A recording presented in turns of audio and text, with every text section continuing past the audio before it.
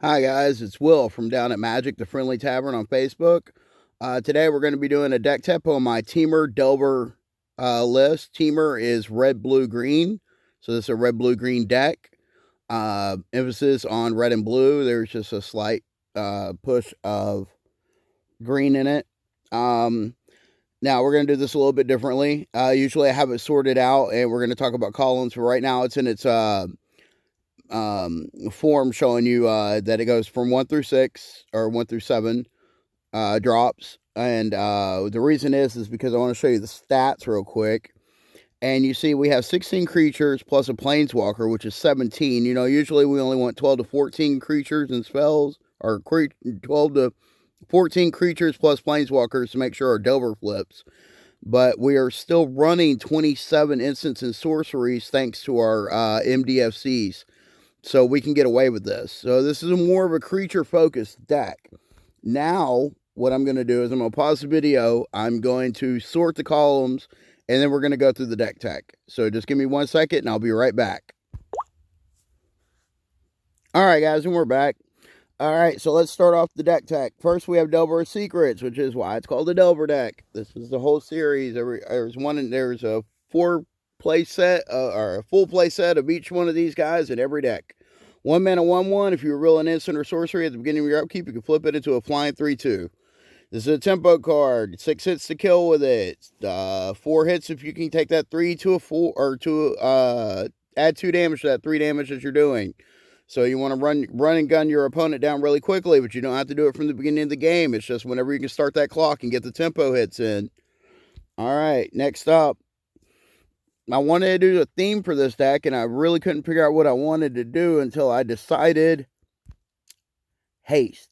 Yes, all my creatures except for Delver either produce tokens that have haste or have haste themselves. So here we have Bloodthirsty Adversary, which is a 2 mana 2/2 haste. Whenever it enters the battlefield, I can pay 3 mana or 2 in a red any number of times. When I do, it gets that many +1/+1 counters, and I can exile up to that many instants or sorcery cards with 3 mana value 3 or less from the graveyard and copy them. I may cast any number of the copies without paying their mana cost. Really good card. So for 5 mana, you get a 2/2 haste that brings back a spell. Great. Especially in a Delver deck that cares about spells. Really awesome. Next up, we have Arnie Bruggenbow. 3 mana, 3/3 haste. Really good.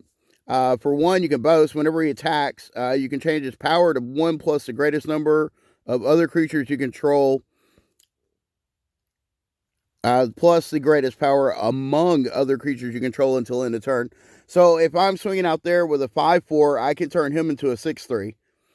Pretty good. Pretty good, actually. His ability does come up from time to time. It really does. 3 mana, 3/3 haste, fine. Next is a really, really, really good card, and the whole reason I wanted to play with haste. Reckless Stormseeker, 3 mana, 2/3. But at the beginning of combat on your turn, target creature you control gets +1/+0 on haste until end of turn. He can give himself haste. So that's why I count him as a haste creature, is because he can give himself 1/+1 in the haste and swing in as a 3 mana, 3/3 haste. Great. Then if he flips, he's a 3 mana, 3/4 that can give a target creature +2/+0 and gain trample and haste until end of turn. So he can turn himself into a 5/4 trample haste. That's great. Or give it to another creature if I'm swinging in with something else. He can give it to Delver. Really flexible, really great guy, really aggressive. Next is Primal Adversary. Primal Adversary itself does not have haste, but when I play him, I can kick him for 1 in a green, basically kick, any number of times. And whenever I do that, it gets that many +1/+ counters, and up to that many target lands you control become 3/3 wolf creatures with haste that are still lands. See, he makes 3/3 wolf hasters. So that's great. There's our haste. There's a 3 mana 4/3s, great with trample. It's just all a good all-in package. Really, really aggressive. Great card. Next, we have 3 Goldspan Dragons. 5 mana 4/4 flying haste. Whenever it attacks or becomes started with spell, create a treasure token. Then treasure tokens we have tap, sacrifice, add 2 mana of any color. This is great because we really want to ramp hard in this deck because the Born Collect's at the top of our curve. But this thing gets down. Everybody knows this thing gets down. It's a staple of standard right now. It's a really decent creature. Next is Warrenclex. Warrenclex is a 6 mana 6/6 trample haste. That's basically what we have it in here. If we put counters on something, it would put twice that many instead. And if an opponent would put counters on stuff, it puts half that many instead. This does come up with the adversaries from time to time, but not really that often. But we just like it because it's 6 mana 6/6 trample haste. Great card. Next up is our one Planeswalker. We have this Planeswalker in here because it can give a creature, or creatures we control, our entire team if we want, +1/+0 on gain haste till end of turn. So it's another haste enabler. Plus, it can make tokens for its 0 ability and make a 1/1 devil creature that says when this creature dies, it deals 1 damage to any target. That means it can trade with a 2-drop. Or it can burn to the face. So the token's great. Tokens are fine. Then it'll give us 2 attack phases, which is great when we're dropping hasty creatures with its emblem down here. So nothing wrong with that. Perfect to run in this deck, I think. Next up, we're going to look at our spells because you got to have run spells in Delver to flip it. So all the rest of these 3 columns until we get to the MDF, including the MDFC, so these 4 columns are all spells. So consider we have 3 copies. You look at the top card of your library. You may put it in the graveyard, draw a card. Great cantrip. Next is Otherworldly Gaze. Look at the top 3 cards of your library. You may put any number of them into your graveyard, and the rest on the back on the top of your library in any order. It has flashback. It's great for digging. Curate. Look at the top 2 cards of your library. Put any number of them in the graveyard, and the rest of them back on the top of your library in any order. Draw a card. It's fine. It's good. Digs really well. Deliberate, scry 2, and then draw a card. That's really good. We could cut a Curate and run another Deliberate, but I like digging, so it's okay. We'll run it back like this. Karthik Power, Karthitic Power. Choose one. Deals 3 damage to target creature or planeswalker, or discard 2 cards and draw that many cards. So it can dig, or it can be removal. Next is Royal Eruption. We can deals 3 damage to any target for 2 mana, sorcery, or we can kick it for 7 mana. It'll deal 5 damage instead. So that's pretty good. We want that 5 damage to the face to hit an opponent with. That's great. The fact that it hits any target is just really, really nice. This probably is really good against planeswalkers. Really take the planeswalkers out. That's why we have it in here. It's really good.